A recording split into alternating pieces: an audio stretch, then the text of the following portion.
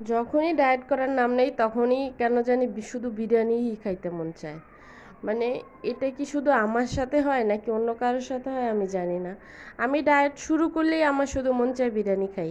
এবং সবচেয়ে ইন্টারেস্টিং কথা হচ্ছে এই বিরিয়ানিটা আবার আমার রান্না করাই হইতে হবে। মানে কি অদ্ভুত!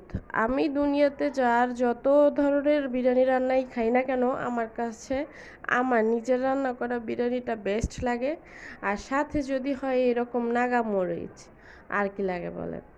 আমি আমার রান্নার খুব ফ্যান ভাই। আর দুঃখজনক বিষয় হচ্ছে আমি ওজন যদি 1 কেজি কমাই ডায়েট শুরু করে, কিন্তু ডায়েট শেষ হতে না হতেই দেখা যায় যে আমার 5 কেজি ওজন বেড়ে যায়। মানে পুরো মাসটা আমার কমপ্লিট হয় না, এর মধ্যে আমার 5 কেজি বেড়ে যায়। আমার এমন এক রোগ, মানে আমার ডায়েট শুরু করলেই শুধু বিরিয়ানি খাইতে মন চায়। কোনোভাবেই মনটারে বুঝাইতে পারি না ভাই বিরিয়ানি খাইস না।